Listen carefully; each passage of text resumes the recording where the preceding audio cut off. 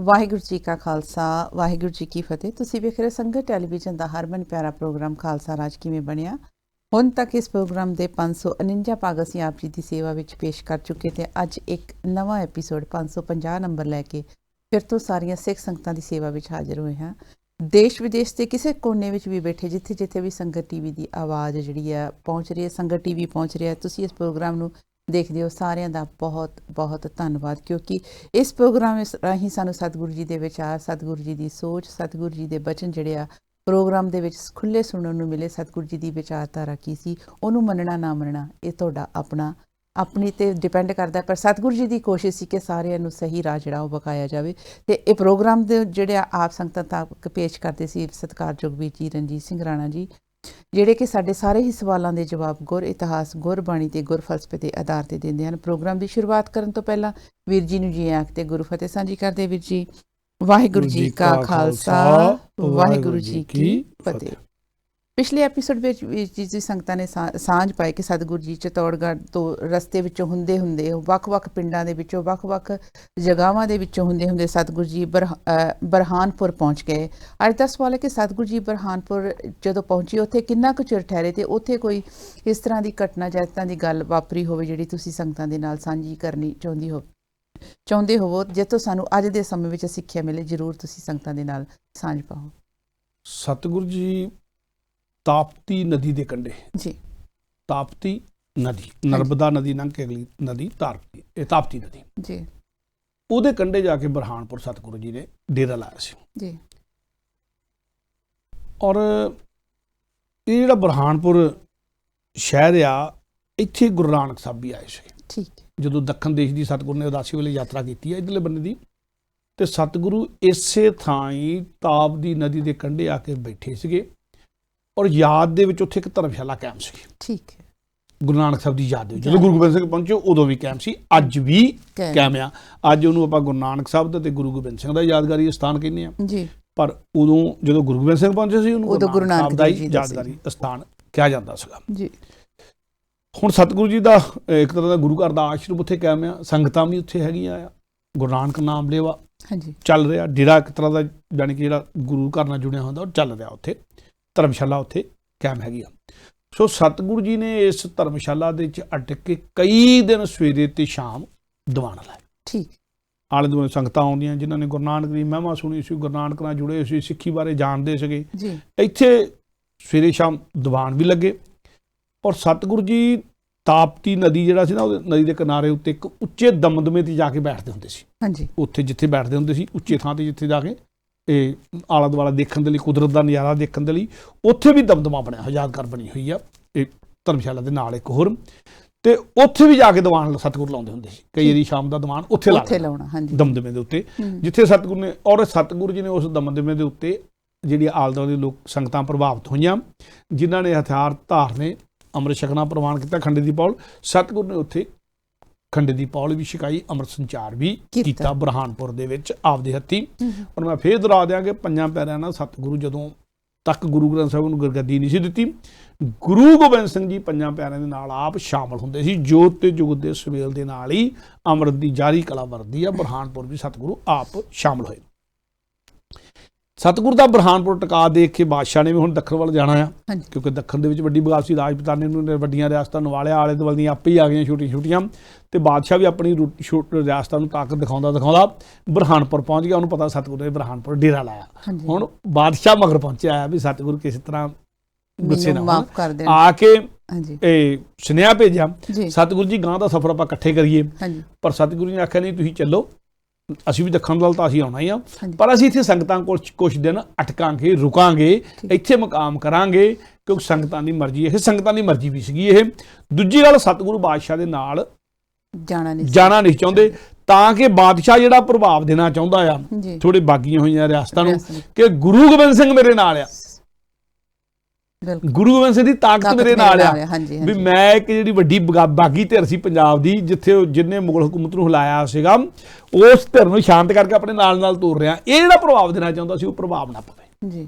ਬਾਦਸ਼ਾਹ ਆਪਣਾ ਪ੍ਰਭਾਵ ਦੇਣਾ ਚਾਹੁੰਦਾ ਸੀ, ਪਰ ਸਤਿਗੁਰੂ ਜੀ ਨਾਲ ਇਸ ਕਰਕੇ ਨਹੀਂ ਤੁਰ ਰਿਹਾ ਉੱਥੋਂ ਆਗਰੇ ਤੋਂ ਵੀ ਇਕੱਠੇ ਇਸ ਕਰਕੇ ਨਹੀਂ ਸੀ ਤੁਰੇ ਕਿ ਪ੍ਰਭਾਵ ਨਾ ਜਾਵੇ ਕਿਤੇ ਕਿਸੇ ਰਿਆਸਤ ਨੂੰ ਨਿਵਾਉਣ ਲੱਗਿਆ ਕਿ ਗੁਰੂ ਗੋਬਿੰਦ ਸਿੰਘ ਦੀ ਤਾਕਤ ਨਾਲ ਆ ਤਾਂ ਅਸੀਂ ਨਿਭਣਾ ਜੀ, ਵੀ ਜੇ ਕੋਈ ਆਪਣੇ ਤੌਰ ਤੇ ਅੜਨਾ ਚਾਹੁੰਦਾ ਅੜੇ ਜੀ। ਸੋ ਸਤਿਗੁਰੂ ਜੀ ਇੱਥੋਂ ਬੁਰਹਾਨਪੁਰ ਤੋਂ ਫਿਰ ਦੱਖਣ ਵੱਲ ਨੂੰ ਬਾਦਸ਼ਾਹ ਦੇ ਨਾਲ ਨਹੀਂ ਤੁਰੇ, ਆਪਣਾ ਡੇਰਾ ਵੱਖਰਾ ਰੱਖਿਆ ਆ ਔਰ ਸਤਿਗੁਰੂ ਨੇ ਆਪਣਾ ਮਕਸਦ ਵੀ ਕਾਇਮ ਰੱਖਿਆ ਆ। ਇੱਥੇ ਮੈਂ ਇੱਕ ਰੁਕ ਕੇ ਥੋੜੀ ਜਿਹੀ ਗੱਲ ਕਹਿਣਾ ਚਾਹੁੰਦਾ, ਸਾਨੂੰ ਜਦੋਂ ਰਾਜ ਕਰਦੀਆਂ ਤਾਕਤਾਂ ਨਾਲ ਵਰਤਦੇ ਹੋਈਏ ਸਾਨੂੰ ਵਰਤਣਾ ਆਉਣਾ ਚਾਹੀਦਾ ਜੀ। ਏਦਾਂ ਨਾ ਹੋਵੇ ਕਿ ਰਾਜ ਕਰਦੀਆਂ ਤਾਕਤਾਂ ਤੁਹਾਨੂੰ ਨਾਲ ਜੋੜ ਕੇ ਤੁਹਾਡੇ ਚਿਹਰੇ ਦਿਖਾ ਕੇ ਤੁਹਾਡੀ ਕੌਮ ਦੇ ਨਾਲ ਧੋਖਾ ਕਰਦੀਆਂ ਉਹ ਤੁਹਾਡੇ ਨਾਲ ਧੋਖਾ ਹੋਊਗਾ। ਤੇ ਇਹ ਵੀ ਨਾ ਹੋਵੇ ਕਿ ਤੁਸੀਂ ਕੁਝ ਆਪਦੇ ਫਾਇਦੇ ਲੈਣ ਦੇ ਲਈ ਬਾਦਸ਼ਾਹਾਂ ਦੇ ਕੋਲ ਤਾਕਤਾਂ ਦੇ ਕੋਲ ਨਿਭ ਕੇ ਕਿਸੇ ਤਰ੍ਹਾਂ ਉਹਨਾਂ ਨਾਲ ਧੋਖਾ ਕਰਦੇ ਹੋ। ਨਾ ਸਿੱਖ ਨੇ ਕਿਸੇ ਨੂੰ ਧੋਖਾ ਦੇਣਾ ਆ ਤੇ ਨਾ ਧੋਖਾ ਖਾਣਾ ਆ। ਧਰਮ ਕਹਿੰਦਾ ਕਿਸੇ ਨੂੰ ਧੋਖਾ ਦੇਣਾ ਨਹੀਂ, ਰਾਜਨੀਤੀ ਕਹਿੰਦੀ ਕਿਸੇ ਤੋਂ ਧੋਖਾ ਖਾਣਾ ਨਹੀਂ, ਤੇ ਸਿੱਖ ਨੇ ਧਰਮ ਤੇ ਰਾਜਨੀਤੀ ਦੋਵਾਂ 'ਚ ਨਿਪੁੰਨ ਹੋਣਾ ਹੈ। ਗੁਰੂ ਗੋਬਿੰਦ ਸਿੰਘ ਨੇ ਗੱਲ ਸਿਖਾਈ ਆ ਔਰ ਗੁਰੂ ਗੋਬਿੰਦ ਸਿੰਘ ਦੇ ਹਰ ਕਦਮ ਤੋਂ ਗੱਲ ਸਿੱਖਦੀ ਆ। ਜੇ ਕੌਮ ਦੇ ਰਹਿਬਰ ਗੁਰੂ ਗੋਬਿੰਦ ਸਿੰਘ ਤੋਂ ਕਦੇ ਸੇਧ ਪ੍ਰਾਪਤ ਕਰਨੀ ਇੱਦਾਂ ਸਿੱਖ ਲੈਣ ਤੇ ਕੌਮਾਂ ਦੇ ਰਾਜ ਤਾਂ ਆਏ ਹੁੰਦੇ ਆ ਕੌਮਾਂ ਹਮੇਸ਼ਾ। ਸਤਿਗੁਰੂ ਜੀ ਤੁਰ ਵੀ ਰਹੇ ਆ ਬਾਦਸ਼ਾਹ ਦੇ ਗਲਿਆਰੇ ਦੇ ਵਿੱਚ, ਸਤਿਗੁਰੂ ਨੇ ਆਪਣੀ ਗੱਲ ਰੱਖੀ ਹੋਈ ਆ ਪਰ ਬਾਦਸ਼ਾਹ ਦੇ ਨਾਲ ਵੀ ਨਹੀਂ ਤੁਰ ਰਿਹਾ ਕਿ ਇਹ ਨਾ ਹੋਵੇ ਕਿ ਬਾਦਸ਼ਾਹ ਉਹਨਾਂ ਨੂੰ ਵਰਤੀ ਜਾ ਰਿਹਾ ਹੋਵੇ। ਵਰਤਣਾ ਹੋਵੋ ਤੁਸੀਂ ਕਿਸੇ ਤੋਂ, ਕਿਸੇ ਨੂੰ ਵਰਤੋ ਵੀ ਨਾ ਪਰ ਕਿਸੇ ਤੋਂ ਵਰਤ ਵੀ ਨਾ ਹੋਵੋ। ਔਰ ਧਰਮ ਕਹਿੰਦਾ ਆ ਕਿ ਤੁਸੀਂ ਕਿਸੇ ਦੀ ਗਲਤ ਵਰਤੋਂ ਕਰਨੀ ਨਹੀਂ, ਪਰ ਸਿਆਸਤ ਕਹਿੰਦੀ ਤੁਸੀਂ ਕਿਸੇ ਤੋਂ ਵਰਤ ਵੀ ਨਹੀਂ ਹੋਣਾ ਹੈਗਾ। ਹਕੂਮਤਾਂ ਨਾਲ ਕਿੱਦਾਂ ਵਰਤਣਾ ਗੁਰੂ ਗੋਬਿੰਦ ਸਿੰਘ ਨੇ ਸਿਖਾਇਆ ਆਪਣੇ ਜੀਵਨ ਦੇ ਵਿੱਚੋਂ। ਜਦੋਂ ਬਾਦਸ਼ਾਹ ਨਾਲ ਬੈਠਦੇ ਉਹ ਸੱਤਾ ਦੇ ਗਲਿਆਰਿਆਂ 'ਚ ਬੈਠਣਾ ਆ ਪਰ ਸੱਤਾ ਤੋਂ ਵਰਤੇ ਨਹੀਂ ਜਾਣਾ। ਇਹ ਜੋ ਸਾਡੇ ਲੀਡਰ ਹੁੰਦੇ ਆ ਸੱਤਾ ਦੇ ਗਲਿਆਰਿਆਂ 'ਚ ਜਾਂ ਤਾਂ ਬਹਿੰਦੇ ਹੀ ਨਹੀਂ ਜੀ, ਬਾਗੀ ਹੋ ਜਾਂਦੇ ਆ, ਸੱਤਾ ਦਾ ਫਾਇਦਾ ਨਹੀਂ ਲੈਂਦੇ, ਪਰ ਜਦੋਂ ਬਹਿੰਦੇ ਆ ਉਦੋਂ ਪੂਰੀ ਤਰ੍ਹਾਂ ਫਿਰ ਵਰਤੇ ਜਾਂਦੇ ਆ। ਉਹ ਦੋਨੇ ਪਾਸੇ ਜਿਹੜੇ ਆ ਸੋਚ ਨੂੰ ਸੰਤੁਲਿਤ ਨਹੀਂ ਰਹਿਣ ਦਿੰਦੇ, ਕੌਮਾਂ ਦੀਆਂ ਪ੍ਰਾਪਤੀਆਂ ਘਟ ਜਾਂਦੀਆਂ ਆ। ਸੋ ਪ੍ਰਾਪਤੀ ਹੋਣੀ ਤੁਹਾਨੂੰ ਸੱਤਾ ਦੇ ਗਲਿਆਰੇ ਦੇ ਨੇੜੇ ਬੈਠਿਆ, ਪਰ ਜੇ ਤੁਸੀਂ ਵਰਤੇਗਾ ਤੁਹਾਡੀਆਂ ਕੀਤੀਆਂ ਪ੍ਰਾਪਤੀਆਂ ਵੀ ਖਤਮ ਹੋ ਜਾਣੀਆਂ। ਇਹ ਜਿਹੜੀ ਸਤਿਗੁਰੂ ਗੱਲ ਇੱਕ ਤਰ੍ਹਾਂ ਦੇ ਆਪਣੇ ਜੀਵਨ ਤੋਂ ਸਿਖਾ ਰਿਹਾ ਆ। ਇੱਥੋਂ ਸਤਿਗੁਰੂ ਜੀ ਬਾਦਸ਼ਾਹ ਗਾਂ ਤੁਰ ਗਿਆ ਆ, ਸਤਿਗੁਰੂ ਜੀ ਬੁਰਹਾਨਪੁਰ ਅਟਕੇ ਆ। ਬੁਰਹਾਨਪੁਰ ਦੀਆਂ ਬੜੀਆਂ ਸਾਖੀਆਂ ਸਾਡੇ ਇਤਿਹਾਸ ਨੇ ਸਾਂਭੀਆਂ ਹੋਈਆਂ। ਇੱਥੇ ਜਾ ਕੇ ਗੁਰੂ ਗੋਬਿੰਦ ਸਿੰਘ ਦੇ ਪਰਿਵਾਰ ਦੇ ਨਾਲ ਵੀ ਕਈ ਗੱਲਾਂ ਜੁੜੀਆਂ। ਇੱਥੇ ਕਈ ਗੱਲ ਇੱਥੇ ਆ ਕੇ ਮਾਤਾ ਸਾਹਿਬ ਕੌਰ ਦੇ ਵੀ ਨਾਲ ਆ, ਇਹ ਸਾਰਾ ਕੁਝ ਜਿਹੜਾ ਆ ਇਹ ਰਾਬ ਕੌਰ ਵੀ ਨਾਲ ਆ, ਸਾਹਿਬ ਸਿੰਘ ਵੀ ਨਾਲ ਆ। ਇਹ ਸਾਰੀਆਂ ਗੱਲਾਂ ਜਿਹੜੀਆਂ ਉੱਥੇ ਕਾਫੀ ਸਾਖੀਆਂ ਆ, ਪਰ ਮੈਂ ਉਹ ਨਿੱਕੇ ਨਿੱਕੇ ਸਾਖੀਆਂ ਤੋਂ ਕੱਢ ਕੇ ਕਿਉਂਕਿ ਸਾਡਾ ਜਿਹੜਾ ਮਕਸਦ ਆ ਇਹ ਸਤਿਗੁਰੂ ਨੇ ਸਿੱਖਾਂ ਨੂੰ ਰਾਜ ਕਰਨ ਜੋਗੇ ਕਿੱਦਾਂ ਬਣਾਇਆ ਜਿਹੜੀ ਸੇਧ ਦਿੱਤੀ ਆਪਾਂ ਉਹਦੀ ਗੱਲ ਕਰਕੇ ਤੁਰ ਰਹੇ ਹੈਗੇ ਗਾਂ ਨੂੰ।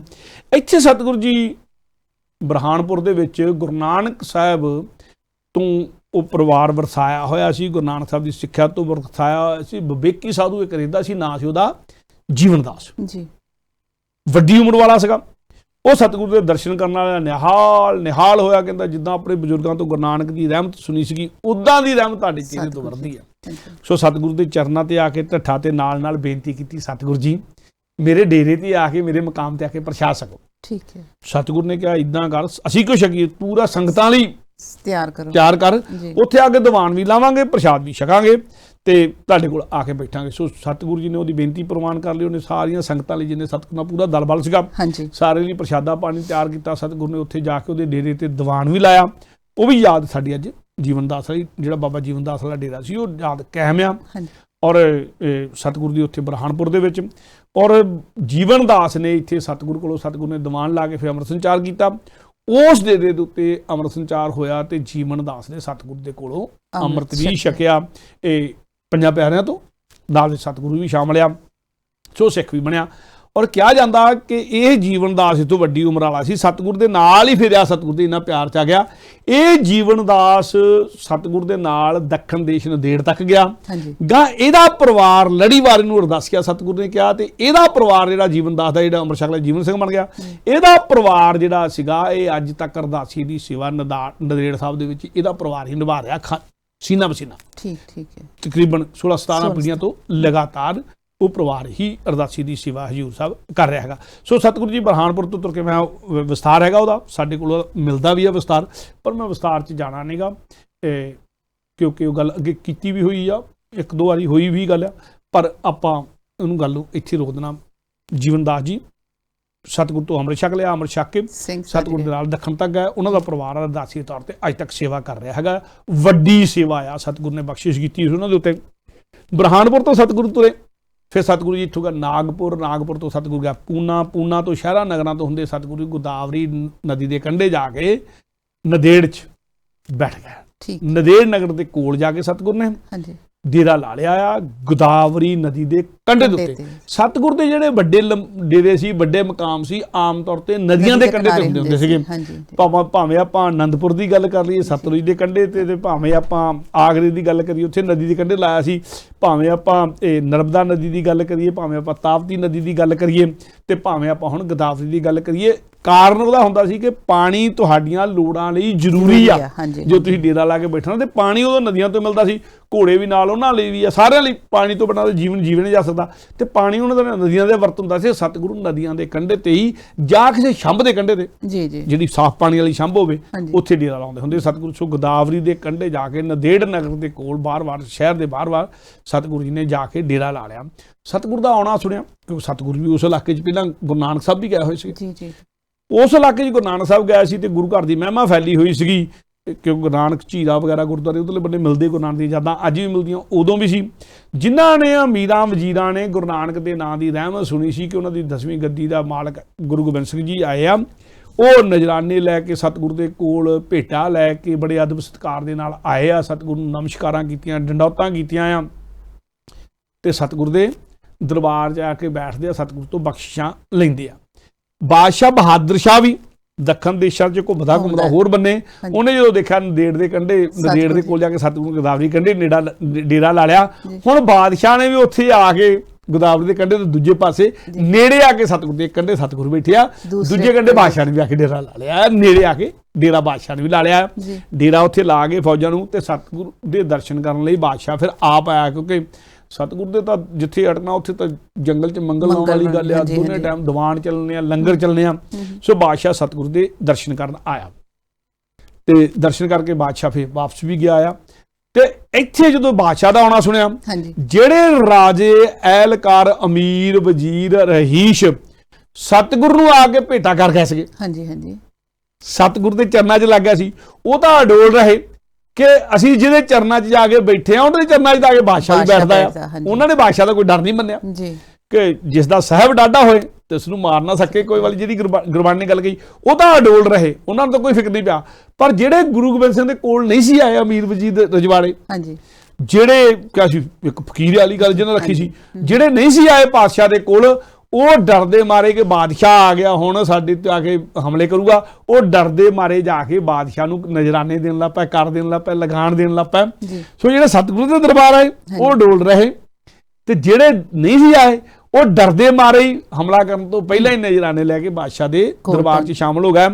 ਤੇ ਇੱਥੇ ਇੱਕ ਗੱਲ ਜਿਹੜੀ ਗੁਰੂ ਗੋਬਿੰਦ ਸਿੰਘ ਨੇ ਬਹੁਤ ਪਹਿਲਾਂ ਕਹੀ ਸੀ, ਦਸਮਗ੍ਰੰਥ ਦੇ ਵਿੱਚ ਦਰਜ ਆ, ਸਤਿਗੁਰੂ ਨੇ ਇਹ ਗੱਲ ਕਹੀ ਸੀਗੀ ਕਿ ਪ੍ਰਮਾਤਮਾ ਦੇ ਹੁਕਮ ਦੇ ਨਾਲ ਹੀ ਸਾਰਾ ਸੰਸਾਰ ਚੱਲਦਾ ਆ, ਉਹਦੇ ਹੁਕਮ ਦੇ ਵਿੱਚ ਹੀ ਬਾਬੇ ਕੇ ਬਾਬਰ ਕੇ ਦੋ ਆਪ ਕਰੇ ਪਰਮੇਸ਼ਰ ਸੋ, ਜੋ ਨਾ ਬਾਬੇ ਕਿਆਂ ਕੋ ਦਵੈ ਤਿੰਨ ਤੇ ਬਾਬਰ ਕੇ ਖਸ ਲੈ, ਕਿ ਇਹ ਧਰਮ ਲਈ, ਕਰਮ ਲਈ, ਪਰਪਕਾਰ ਲਈ, ਸਰਬਤ ਦੇ ਭਲੇ ਲਈ ਜੋ ਆਪਣਾ ਦਸ਼ਵੰਧ ਆ ਕੇ ਕੱਢ ਕੇ ਬਾਬੇ ਕਿਆਂ ਨੂੰ ਨਹੀਂ ਦਿੰਦਾ, ਉਹ ਜ਼ਰੂਰ ਰਾਜ ਦਰਬਾਰੇ ਉਹਨਾਂ ਨੂੰ ਚੱਤੀਆਂ ਭਰਨੀਆਂ ਪੈਂਦੀਆਂ ਹੁੰਦੀਆਂ। ਜਿਹੜਾ ਇਹ ਇੱਥੇ ਫਰਮਾਨ ਸੱਚ ਹੁੰਦਾ ਵੀ ਨਜ਼ਰ ਆਇਆ, ਜਾਣੀ ਕਿ ਸਤਿਗੁਰ ਦੇ ਜੀਵਨ, ਸਤਿਗੁਰ ਦੇ ਮੁਖਾਰਬਿੰਦ ਤੋਂ ਜਿਹੜਾ ਗੱਲ ਨਿਕਲੀ ਆ, ਜਿਹੜੀ ਗੱਲ ਸਤਿਗੁਰ ਦੇ ਮੁਖਾਰਬਿੰਦ ਤੋਂ ਨਿਕਲੀ ਆ, ਸਤਿਗੁਰ ਦੇ ਜੀਵਨ ਕਾਲ ਦੇ ਵਿੱਚ ਹੀ ਸੱਚ ਹੋਈ। ਤਦੇ 239 ਵਰੇ ਦਾ ਸਮਾਂ ਲੱਗਾ ਕਿ ਹਰ ਗੱਲ ਜਿਹੜੀ ਅਮਲੀ ਤੌਰ ਤੇ ਕਰਕੇ ਦਿਖਾਉਣੀ ਸੀਗੀ। ਸੋ ਜਿਹੜੀ ਬਾਬੇ ਕੇ ਬਾਬਰ ਕੇ ਦੋ, ਤੇ ਕਈ ਲੋਕੀ ਕਿੰਤੂ ਵੀ ਕਰ ਦਿੰਦੇ ਆ, ਇਹ ਸਤਿਗੁਰ ਨੇ ਇੱਥੇ ਪ੍ਰਗਟ ਹੁੰਦੀ ਨੰਦੇੜ 'ਚ ਦਿਖਾਈ ਵੀ ਕਿ ਜਿਹੜੇ ਤਾਂ ਰਾਜੇ ਰਜਵਾੜੇ ਆ ਕੇ ਸਤਿਗੁਰ ਦੇ ਚਰਨੀ ਪੈ ਗਿਆ ਸੀ, ਉਹ ਤਾਂ ਅਡੋਲ ਬੈਠੇ ਰਹਿ ਗਏ। ਜਿਹਦੇ ਅਸੀਂ ਚਰਨੀ ਪੈ ਗਏ ਆ, ਜਿਹਨੂੰ ਅਸੀਂ ਭੇਟਾ ਦੇ ਦਿੱਤੀ ਆ, ਜਿਹਦੇ ਚਰਨੀ ਅਸੀਂ ਬੈਠ ਗਏ ਆ, ਉਹਦੇ ਚਰਨੀ ਜਾ ਕੇ ਬਾਦਸ਼ਾਹ ਬੈਠਾ, ਸਾਨੂੰ ਡਰਨ ਦੀ ਕੀ ਲੋੜ ਆ, ਉਹ ਬੈਠੇ ਰਹੇ ਅਡੋਲ। ਪਰ ਜਿਹੜੇ ਨਹੀਂ ਆਏ ਸੀ ਉਹ ਬਾਦਸ਼ਾਹ ਕੋਲ ਨਜ਼ਰਾਨੇ ਲੈ ਕੇ ਗਿਆ, ਸਤਿਗੁਰ ਨੇ ਗੱਲ ਹੁੰਦੀ ਵੀ ਦਿਖਾ ਦਿੱਤੀ। ਸੋ ਇਹ ਜਿਹੜੀ ਗੱਲ ਸੀ, ਇਸ ਗੱਲ ਨੂੰ ਸਮਝਣ ਦੀ ਲੋੜ ਆ ਕਿ ਜੇ ਤੁਸੀਂ ਸੰਗਠਿਤ ਹੋ, ਜੇ ਤੁਸੀਂ ਗੁਰੂ ਦੀ ਬਖਸ਼ਿਸ਼ ਲੈਂਦੇ ਹੋ, ਜੇ ਗੁਰੂ ਦੀ ਬਖਸ਼ਿਸ਼ ਲਈ ਦਸ਼ਵੰਧ ਵਗੈਰਾ ਕਰਦੇ ਹੋ, ਤੇ ਤੁਸੀਂ ਬਹੁਤ ਸਾਰੀਆਂ ਚੱਟੀਆਂ ਤੋਂ ਬਚੇ ਰਹਿੰਦੇ ਹੋ, ਕਿਉਂਕਿ ਤੁਸੀਂ ਉਹਦੇ ਨਾਲ ਨਿਰਮਾਨਤਾ 'ਚ ਰਹਿਣਾ ਹੁੰਦਾ ਆ। ਤੁਸੀਂ ਦਸ਼ਵੰਧ ਕਰਦੇ ਆ, ਪਰਉਪਕਾਰ ਦੀ ਵੀ ਗੱਲ ਕਰਨੀ ਹੁੰਦੀ ਆ, ਔਰ ਬਹੁਤ ਸਾਰੇ ਜਿਹੜੀਆਂ ਉਲਝਣਾਂ ਜ਼ਿੰਦਗੀ 'ਚ ਆਉਂਦੀਆਂ ਉਹਦੇ ਤੋਂ ਬੰਦਾ ਬਚਿਆ ਰਹਿੰਦਾ। ਸੋ ਗੁਰੂ ਨਾਲ ਜੁੜੇ ਰਹਿਣਾ ਚਾਹੀਦਾ। ਹਾਂਜੀ। ਤੇ ਇੱਥੋਂ ਬਾਦਸ਼ਾਹ ਨੇ ਸੁਭਾਵ ਕੀ ਪੁੱਛ ਲਿਆ। ਬਾਦਸ਼ਾਹ ਆਇਆ ਹੋ ਸਤਿਗੁਰੂ ਦੇ ਚਰਨਾਂ 'ਚ ਬੈਠਾ, ਜਦੋਂ ਦਰਸ਼ਨ ਕਰਨ ਆਇਆ, ਬਾਦਸ਼ਾਹ ਆਉਂਦਾ ਜਾਂਦਾ ਰਹਿੰਦਾ ਆ। ਤੇ ਬਾਦਸ਼ਾਹ ਨੇ ਪੁੱਛਿਆ ਸਤਿਗੁਰੂ ਜੀ ਇੱਥੋਂ ਹੁਣ ਤੁਹਾਡਾ ਸੁਭਾਵ ਕੀ ਪੁੱਛਿਆ, ਇੱਥੋਂ ਤੁਹਾਡਾ ਕਿਸ ਬੰਦੇ ਵੱਲ ਨੂੰ ਕੂਚ ਆ। ਹਾਂਜੀ ਹਾਂਜੀ। ਹੁਣ ਬਾਦਸ਼ਾਹ ਚਾਹੁੰਦਾ ਕਿ ਸਤਿਗੁਰੂ ਦੇ ਡੇਰਿਆਂ ਦੇ ਨੇੜੇ ਨੇੜੇ ਜਿੱਧਰ ਨੂੰ ਸਤਿਗੁਰੂ ਜਾਣਾ ਉਧਰ ਨੂੰ ਜਾਵੇ। ਹਾਂਜੀ। ਤੇ ਸਤਿਗੁਰੂ ਜੀ ਤੁਸੀਂ ਦੱਖਣ ਦੇਸ਼ ਦੀ ਗੱਲ ਕੀਤੀ ਸੀ, ਦੱਖਣ ਦੇਸ਼ ਤੁਸੀਂ ਵੀ ਆ ਗਏ, ਮੈਂ ਵੀ ਆ ਗਿਆ, ਹੁਣ ਦੱਸੋ ਇੱਥੋਂ ਤੁਹਾਡਾ ਕਿੱਧਰ ਨੂੰ ਕੂਚ ਆ। ਹਾਂਜੀ। ਤੇ ਸਤਿਗੁਰੂ ਜੀ ਕਹਿੰਦੇ ਹੁਣ ਅਸੀਂ ਵੀ ਤੇ ਗਾਂ ਸਾਡਾ ਖਾਲਸਾ ਵੀ, ਸਾਡਾ ਪੱਕਾ ਡੇਰਾ ਹੁਣ ਇੱਥੇ ਹੋਊਗਾ। ਠੀਕ ਹੈ। ਸਾਡਾ ਗਾਂ ਦਾ ਕਿਤੇ ਕੁਝ ਨਹੀਂ, ਇੱਥੇ ਸਾਡਾ ਪੱਕਾ ਡੇਰਾ ਹੋ, ਅਸੀਂ ਵੀ ਇੱਥੇ ਰਹਾਂਗੇ ਹੁਣ। ਹਾਂਜੀ। ਤੇ ਸਾਡਾ ਖਾਲਸਾ ਤਾਂ ਹਯਾਤੀ ਤੇ ਸਾਡਾ ਖਾਲਸਾ ਗਾਂ ਸਦਾ ਲਈ ਇੱਥੇ ਰਹੂਗਾ। ਜੀ ਜੀ। ਸਾਡਾ ਡੇਰਾ ਹੁਣ ਪੱਕੇ ਤੌਰ ਤੇ ਹੋ ਗਿਆ ਆ।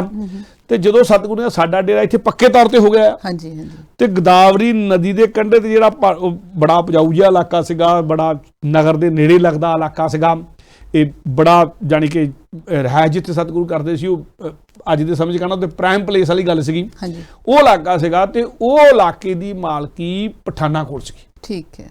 ਆਮ ਤੌਰ ਤੇ ਇਹੋ ਜਿਹੇ ਇਲਾਕੇ ਜਿਹੜੇ ਸੀ ਉਹਨਾਂ ਦੇ ਪਠਾਨਾਂ ਦੀ ਮਾਲਕੀ ਜਿਹੜਾ ਰਾਜ ਕਰਦੀ ਤੇ ਉਹਨਾਂ ਦੀ ਹੋ ਹੀ ਜਾਂਦੀ ਆ। ਹਾਂਜੀ। ਪਠਾਨਾਂ ਮੁਗਲਾਂ ਦੀ ਮਾਲਕੀ ਸੀਗੀ। ਤੇ ਉਹਨਾਂ ਨੂੰ ਜਦੋਂ ਪਤਾ ਲੱਗਾ ਬਾਦਸ਼ਾਹ ਦੇ ਕੋਲ ਜਿਹੜੀ ਗੱਲ ਕਲਗੀਧਰ ਪਾਤਸ਼ਾਹ ਨੇ ਕਹੀ, ਉਹਦੀ ਧੁੰਮ ਪੈ ਗਈ ਵੀ ਕਲਗੀਧਰ ਪਾਤਸ਼ਾਹ ਕਹਿੰਦੇ ਹੁਣ ਸਦਾ ਲਈ ਇੱਥੇ ਅਸੀਂ ਰਹਿਣਾ ਆ ਤੇ ਗਾਂ ਸਦਾ ਲਈ ਸਾਡਾ ਖਾਲਸਾ ਇੱਥੇ ਰਹੂਗਾ। ਜੀ।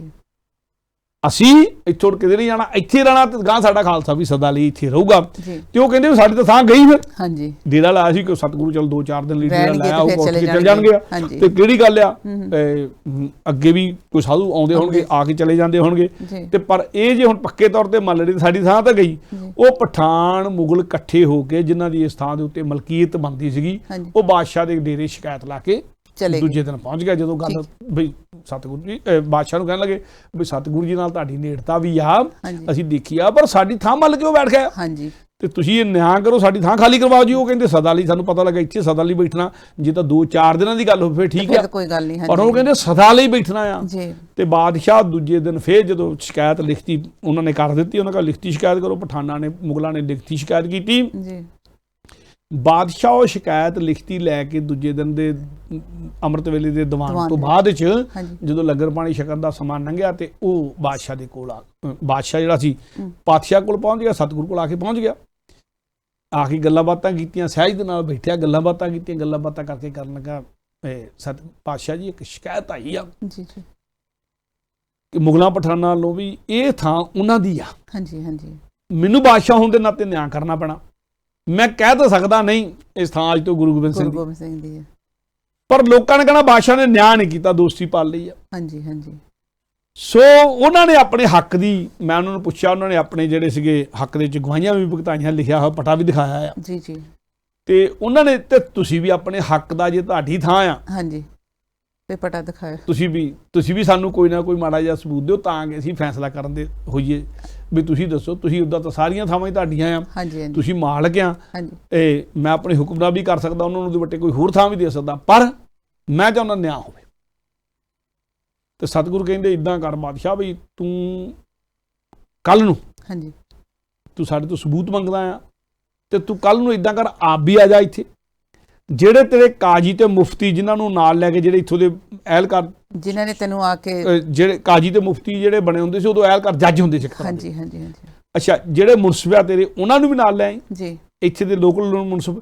ਪਠਾਨਾਂ ਮੁਗਲਾਂ ਜਿਹੜੇ ਕਹਿੰਦੇ ਥਾਂ ਦੀ ਲਿਖੀ ਕੀਤੀ ਉਹ ਵੀ ਲੈ ਆਉਣ ਤੇ ਆਪਣੀਆਂ ਗਵਾਹੀਆਂ ਵੀ ਲੈ ਆਉਣ ਸਾਰੀਆਂ, ਤੇ ਅਸੀਂ ਵੀ ਇੱਥੇ ਫਿਰ ਸਾਹਮਣੇ ਗਵਾਹੀ ਦਿਖਾ ਦਿਆਂਗੇ। ਉਹਨਾਂ ਨੂੰ ਕਹੋ ਵੀ ਸਾਰੇ ਨੇ ਇਕੱਠੇ ਇੱਥੇ ਕਰ ਲਾ, ਤੂੰ ਆਪਣੇ ਸਿਰ ਤੇ ਗੱਲ ਨਾ ਲੈ ਜੀ ਜੀ, ਅਸੀਂ ਕੋਈ ਤੇਰੇ ਤੋਂ ਲਿਹਾਜ਼ ਲੈਣਾ ਵੀ ਨਹੀਂ ਚਾਹੁੰਦੇ। ਹਾਂਜੀ ਹਾਂਜੀ ਹਾਂਜੀ। ਅਸੀਂ ਸਬੂਤ ਪੇਸ਼ ਕਰਾਂਗੇ, ਜੇ ਥਾਂ ਸਾਡੀ ਹੋਈ ਤੇ ਸਾਡੀ, ਜੇ ਨਾ ਸਾਡੀ ਹੋਈ ਤੇ ਫਿਰ ਅਸੀਂ ਤੁਰ ਪਾਂਗੇ, ਵੀ ਛੱਡ ਦਿਆਂਗੇ, ਕਿਹੜੀ ਗੱਲ ਆ। ਸੋ ਸਤਿਗੁਰੂ ਜੀ ਨੇ ਜਦੋਂ ਦੂਜੇ ਦਿਨ ਫਿਰ ਬਾਦਸ਼ਾਹ ਨੇ ਉਹ ਪਠਾਨ ਮੁਗਲ ਵੀ ਸੱਦ ਲਿਆ, ਕਾਜੀ ਸੱਦ ਲਿਆ, ਮੁਨਸਫ ਸੱਦ ਲਿਆ, ਮੁਸਫੀ ਸੱਦ ਲਿਆ। ਕੁਛ ਉਹ ਪਠਾਨ ਆਪਣੇ ਹੱਕ ਦੇ ਵਿੱਚ ਗਵਾਹੀਆਂ ਵੀ ਨਗਰ ਦੀਆਂ ਇਕੱਠੀਆਂ ਕਰਕੇ ਲੈ ਆਏ, ਬੰਦੇ ਵੀ ਆ ਗਏ। ਹਾਂਜੀ। ਤੇ ਉਹਨਾਂ ਨੇ ਆ ਕੇ ਕਿਹਾ ਵੀ ਆਹ ਸਾਡੇ ਕੋਲ ਪਟਾ, ਹਾਂਜੀ, ਤੇ ਸਾਡੇ ਪਿਓ ਤੇ ਦਾਦੇ ਦੇ ਵੇਲੇ ਤੋਂ ਲੈ ਕੇ, ਹਾਂਜੀ ਹਾਂਜੀ, ਅਸੀਂ ਇੱਥੇ ਆ ਕੇ ਕਬਜ਼ਾ ਕੀਤਾ ਜੀ, ਤੇ ਇੰਨੇ ਚਿਰ ਤੋਂ ਅਸੀਂ ਇੱਥੇ ਰਹਿ ਰਹੇ ਹੈਗੇ ਆ, ਤੇ ਆਹ ਗਵਾਹੀਆਂ ਆਲ ਦੁਆਲ ਦੇ ਦੱਸਣ ਵਾਲੀ ਵੀ ਸਾਡੀ ਥਾਂ ਆ ਸਾਰੀ, ਸਾਰਾ ਕੁਝ ਜਦੋਂ ਉਹਨਾਂ ਨੇ ਕਹਿਤਾ, ਮੁਨਸ਼ਿਫ ਨੇ ਕਿਹਾ ਜੀ, ਤੇ ਸਤਿਗੁਰੂ ਕਹਿੰਦੇ ਵੀ ਇਹ ਤਾਂ 2 ਪੀੜ੍ਹੀਆਂ ਦੀ ਜਾਂ 3 ਪੀੜ੍ਹੀਆਂ ਦੀ ਗੱਲ ਕਰਦੇ ਆ। ਹਾਂਜੀ। 100 ਸਾਲ ਰੱਖ ਲਓ ਜੀ ਜੀ, ਅਸੀਂ ਘੱਟੋ ਘੱਟ 1000 ਸਾਲ ਤੋਂ ਉੱਤੇ ਦੀ ਗੱਲ ਕਰਦੇ ਆ। ਠੀਕ। ਹਜ਼ਾਰਾਂ ਸਾਲ ਪਹਿਲਾਂ ਤੋਂ ਲੈ ਕੇ ਥਾਂ ਸਾਡੀ ਆ। ਹਾਂਜੀ। ਇੱਥੇ ਸਾਡਾ ਆਸ਼ਰਮ ਹੁੰਦਾ ਸੀਗਾ ਜੀ, ਇੱਥੇ ਸਾਡਾ ਆਸ਼ਰਮ ਦੀਆਂ ਨਿਸ਼ਾਨੀਆਂ ਤੁਹਾਨੂੰ ਮਿਲਣਗੀਆਂ, ਸਾਡੀਆਂ ਯਾਦਗਾਰਾਂ ਮਿਲਣਗੀਆਂ। ਤੁਸੀਂ ਇਦਾਂ ਕਰੋ, ਧਰਤੀ ਪੱਟ ਕੇ ਦੇਖੋ ਇਹ, ਜੇ ਸਾਡਾ ਆਸ਼ਰਮ ਥੱਲੋਂ ਨਿਕਲਿਆ ਥਾਂ ਸਾਡੀ, ਜੇ ਨਾ ਨਿਕਲਿਆ ਤੇ ਥਾਂ ਤੁਹਾਡੀ, ਫਿਰ ਅਸੀਂ ਛੱਡ ਦਿਆਂਗੇ, ਜਾਨੀ ਇਹ ਨਿਸ਼ਾਨੀਆਂ ਮਿਲਣਗੀਆਂ। ਸੋ ਬਾਦਸ਼ਾਹ ਦੇ ਹੁਕਮ ਦੇ ਨਾਲ ਉੱਥੇ ਪਟਾਈ ਕੀਤੀ ਗਈ। ਜਦੋਂ ਪਟਾਈ ਕੀਤੀ ਤੇ ਸਾਡਾ ਇਤਿਹਾਸ ਕਹਿੰਦਾ ਕਿ ਥੱਲਿਓਂ ਆਸ਼ਰਮ ਦੀਆਂ ਨਿਸ਼ਾਨੀਆਂ ਮਿਲਣੀਆਂ ਸ਼ੁਰੂ ਹੋ ਗਈਆਂ। ਅੰਦਰੋਂ ਜਾ ਕੇ ਇੱਕ ਧੂਆਂ ਵੀ ਮਿਲਿਆ, ਚੁੱਲ੍ਹਾ ਚੌਂਕਾ ਜਿਹਨੂੰ ਆਪਾਂ ਕਹਿ ਦਿੰਦੇ ਹਾਂ, ਖਾਣ ਪੀਣ ਲਈ ਜਿਹੜਾ ਇੰਤਜ਼ਾਮ ਹੁੰਦਾ, ਜਿੱਥੇ ਅੱਗ ਬਲੀ ਹੋਵੇ ਧੂਆਂ ਦੀਆਂ ਨਿਸ਼ਾਨੀਆਂ ਹਮੇਸ਼ਾ ਰਹਿੰਦੀਆਂ ਹੁੰਦੀਆਂ, ਉਹ ਰਿਹਾ ਆ। ਅੰਦਰੋਂ ਕਰਮੰਡਰ ਮਿਲੇ, ਜਿਹੜਾ ਆਮ ਤੌਰ ਤੇ ਯੋਗੀ, ਤਪਸਵੀ, ਰਿਸ਼ੀ, ਸਾਧੂ ਸੰਤ ਇਹ ਰੱਖਦੇ ਹੁੰਦੇ ਸੀਗੇ, ਉਹ ਅੰਦਰੋਂ ਕਰਮੰਡਰ ਮਿਲੇ। ਸਿਮਰਨਾ ਮਿਲਿਆ ਮਾਲਾ ਵਾਲਾ, ਔਰ ਆਸਣ ਮਿਲਿਆ ਬਣਿਆ ਹੋਇਆ ਪੱਕਾ ਬੈਠਣ ਦੇ ਲਈ ਜਿਹੜਾ ਹੁੰਦਾ ਸੀ, ਉਹ ਆਸਣ ਮਿਲਿਆ। ਸੋ ਜਦੋਂ ਸਾਰਾ ਕੁਝ ਮਿਲਿਆ ਤੇ ਬਾਦਸ਼ਾਹ ਨੇ ਤਾਂ ਸਤਿਗੁਰੂ ਨੂੰ ਮੱਥਾ ਟੇਕਤਾ, ਸਤਿਗੁਰੂ ਜੀ ਤੁਸੀਂ ਤਾਂ ਪਤਾ ਨਹੀਂ ਕਿਹੜੇ ਕਿਹੜੇ ਜਨਮਾਂ ਦੀ ਗੱਲ ਕਰਦੇ, ਸਾਡੀ ਪਹੁੰਚ ਨਹੀਂ ਗੱਲ ਆਉਂਦੀ ਆ। ਉਹ ਕਹਿੰਦੇ ਜੀ ਕਾਜ਼ੀਆਂ ਮੁਨਸ਼ੀਆਂ, ਜਦੋਂ ਬਾਦਸ਼ਾਹ ਨੇ ਮੱਥਾ ਟੇਕਤਾ ਸਤਿਗੁਰੂ ਨੂੰ, ਤੇ ਕਾਜ਼ੀਆਂ ਮੁਨਸ਼ੀਆਂ ਉਹਨੇ ਕਿਹਾ ਜੀ ਥਾਂ ਤੁਹਾਡੀ ਆ। ਜਦੋਂ ਮੁਨਸ਼ਮ ਨੇ ਕਹਿਤਾ ਥਾਂ ਤੁਹਾਡੀ ਆ, ਤੇ ਸਤਿਗੁਰੂ ਨੇ, ਉਹਨੇ ਬਾਦਸ਼ਾਹ ਨੇ ਕਿਹਾ ਲਓ ਜੀ ਤੁਹਾਡੇ ਨਾਂ ਤੇ ਅਸੀਂ ਉਹਨੂੰ ਪਟਾ ਲਿਖ ਹੀ ਦਿੰਦੇ ਆ। ਤੇ ਸਤਿਗੁਰੂ ਨੇ ਕਿਹਾ ਪਟਾ ਖਾਲਸੇ ਦੇ ਨਾਂ ਤੇ, ਗੁਰੂ ਗੋਬਿੰਦ ਸਿੰਘ ਦੇ ਨਾਂ ਤੇ ਨਹੀਂ। ਜਿਹੜੇ ਲੋਕ ਥਾਵਾਂ ਤੇ ਨਾਵਾਂ ਨੂੰ ਪਿਆਰ ਕਰਦੇ ਨੇ, ਉਹ ਕਦੀ ਵੱਡੇ ਰਾਜ ਨਹੀਂ ਉਸਾਰ ਸਕਦੇ ਹੁੰਦੇ। ਇਹ ਸਤਿਗੁਰੂ ਦੇ ਜੀਵਨ ਚੋਂ ਗੱਲ, ਜੇ ਆਪਾਂ ਉਸ ਕੋਲ ਸਮਾਂ ਮਿਲਿਆ ਆਪਾਂ ਆਖਰੀ ਐਪੀਸੋਡ 'ਚ ਗੱਲ ਕਰਾਂਗੇ, ਵੀ ਯਾਦ ਕਰਾਇਓ। ਸੋ ਬਾਦਸ਼ਾਹ ਨੇ ਕਿਹਾ ਵੀ ਥਾਂ ਹੁਣ ਤੋਂ ਤੁਹਾਡੀ। ਤੇ ਉਹ ਜਿਹੜੇ ਪਠਾਨ ਮੁਗਲ ਸੀ, ਜਿਨ੍ਹਾਂ ਦੀ ਥਾਂ ਜਿਨ੍ਹਾਂ ਨੇ ਕੀਤਾ ਸੀ, ਉਹ ਵਿਚਾਰੇ ਨਿੰਮੂ ਝੂਰੇ 'ਚ ਖੜੇ ਆ। ਸਤਿਗੁਰੂ ਕਹਿੰਦੇ ਬੇਸ਼ੱਕ ਤੁਸੀਂ, ਸਾਡੇ ਫੈਸਲਾ ਹੋ ਗਿਆ, ਥਾਂ ਸਾਡੀ ਆ। ਬਾਦਸ਼ਾਹ ਦੇ ਵੀ ਨਿਰਣਾ ਦੇਤਾ ਕਿ ਥਾਂ ਸਾਡੀ ਆ, ਕਾਜੀ ਤੇ ਮੁਨਸਬ ਵੀ ਮੰਨ ਗਿਆ ਕਿ ਥਾਂ ਸਾਡੀ ਆ, ਆਲੇ ਦੁਆਲੇ ਦੇਖਣ ਵਾਲੇ ਵੀ ਮੰਨ ਗਿਆ ਥਾਂ ਸਾਡੀ ਆ। ਪਰ ਕਿਉਂਕਿ ਇਹਨਾਂ ਦਾ ਕਬਜ਼ਾ ਤਾਂ ਹੈਗਾ ਸੀ ਨਾ, ਤੇ ਅਸੀਂ ਇਹਨਾਂ ਨੂੰ ਨਿਰਾਸ਼ ਨਹੀਂ ਕਰਨਾ, ਤੁਸੀਂ ਇਸ ਥਾਂ ਦਾ ਮੁੱਲ ਪਾ ਦਿਓ। ਅਸੀਂ ਪੰਡਤਾਂ ਨੂੰ, ਉਹਨੂੰ ਪਠਾਨ ਨੂੰ ਤੇ ਮੁਗਲ ਨੂੰ ਕਿਹਾ ਕਿ ਅਸੀਂ ਤੁਹਾਨੂੰ ਜਿੰਨਾ ਤੁਸੀਂ ਮੁੱਲ ਪਾਓਗੇ ਉਹਨਾਂ ਮੁੱਲ ਦੇ ਦੇਣਾ, ਤੁਸੀਂ ਉਸ ਮੁੱਲ ਦੇ ਨਾਲ ਆਪਣੇ ਲਈ ਕਿਤੇ ਥਾਂ ਲੈਣੀ, ਕਿਤੇ ਹੋਰ ਲੈ ਲਿਓ, ਪਰ ਇਹ ਥਾਂ ਸਾਡੀ ਸੀ, ਅਸੀਂ ਆਪਣੀ ਥਾਂ ਦੇ ਉੱਤੇ, ਇਹ ਸਾਡਾ ਪੁਰਾਣੀ ਯਾਦਗਾਰ ਸੀਗੀ, ਅਸੀਂ ਇੱਥੇ ਆ ਕੇ ਬੈਠ ਗਏ। ਇਹ ਯਾਦਗਾਰ ਹੁਣ ਜੁਗਾਂ ਜੁਗਾਂ ਤੋਂ ਸਾਡੀ ਆ, ਗਾਂ ਜੁਗਾਂ ਜੁਗਾਂ ਤੱਕ ਸਾਡੀ ਰਹੇਗੀ। ਉਸ ਥਾਂ ਦੇ ਉੱਤੇ ਅੱਜ ਕੱਲ੍ਹ ਅਬਚਲ ਨਗਰ ਨੰਦੇੜ ਵਸਿਆ। ਸਤਿਗੁਰੂ ਨੇ ਪਠਾਨਾਂ ਨੂੰ ਕੀਮਤ ਦੇ ਦਿੱਤੀ ਆ, ਤੇ ਜਦੋਂ ਸਤਿਗੁਰੂ ਨੇ ਕੀਮਤ ਉਹਨਾਂ ਨੂੰ ਦੇ ਦਿੱਤੀ, ਉਹ ਬੜੇ ਖੁਸ਼ ਆ। ਤੇ ਸਤਿਗੁਰੂ ਨੇ ਆਖਿਆ ਤੁਹਾਡਾ ਦਿਲ ਟੁੱਟਾ ਅਸੀਂ ਦੇਖਿਆ ਸੀਗਾ, ਵੀ ਬਾਪ ਕੋਲ ਥਾਂ ਸੀ, ਦਾਦੇ ਕੋਲ ਸੀ, ਅਸੀਂ ਇੱਥੇ ਕਿਸੇ ਦਾ ਦਿਲ ਤੋੜਨ ਨਹੀਂ ਆਏ, ਅਸੀਂ ਤਾਂ ਦਿਲ ਜੋੜਨ ਆਏ ਆ। ਔਰ ਸਾਡਾ ਕਿਸੇ ਨਾਲ ਕੋਈ ਵੈਰ ਨਹੀਂ, ਪਰ ਕਿਉਂਕਿ ਜੁਗਾਂ ਜੁਗਾਂ ਤੋਂ ਥਾਂ ਸਾਡੀ ਸੀਗੀ, ਗਾਂ ਜੁਗਾਂ ਜੁਗਾਂ ਤੱਕ ਉਹ ਥਾਂ ਖਾਲਸੇ ਦੀ ਰਹਿਣੀ ਆ, ਸਾਡੀ ਰਹਿਣੀ ਆ। ਉੱਥੇ ਬੜਾ ਵੱਡਾ ਤਪ ਹੋਇਆ ਹੋਇਆ ਇਸ ਥਾਂ ਦੇ ਉੱਤੇ, ਇਹਦੀ ਇੱਕ ਵੱਖਰੀ ਮਹੱਤਤਾ ਆ। ਅਸੀਂ ਸਦਾ ਲਈ ਇੱਥੇ ਸੀਗੇ, ਅਸੀਂ ਸਦਾ ਲਈ ਇੱਥੇ ਰਹਿਣਾ ਆ। ਤੇ ਇਸ ਕਰਕੇ ਉਹ ਥਾਂ ਜ਼ਰੂਰ ਲੈਣੀ ਸੀ, ਪਰ ਉਹਦੀ ਪੱਟੇ ਤੁਹਾਨੂੰ ਅਸੀਂ ਪੈਸੇ ਦੇ ਦੇਣੇ। ਸੋ ਸਤਿਗੁਰੂ ਜੀ ਨੇ ਉਹਨਾਂ ਦਾ ਵੀ ਜਿਹੜਾ ਦਿਲ ਨਹੀਂ ਤੋੜਿਆ ਹੈਗਾ। ਉਸ ਥਾਂ ਦੇ ਉੱਤੇ ਅੱਜ ਕੱਲ੍ਹ ਮੈਂ ਫਿਰ ਦੁਬਾਰਾ ਦੁਹਰਾ ਕੇ ਕਹਿੰਦਾ ਅਬਚਲ ਨਗਰ ਹਜੂਰ ਸਾਹਿਬ ਵਸਿਆ ਹੋਇਆ, ਤੇ ਇਹ ਸਾਖੀ ਨੂੰ ਆਧਾਰ ਬਣਾ ਕੇ।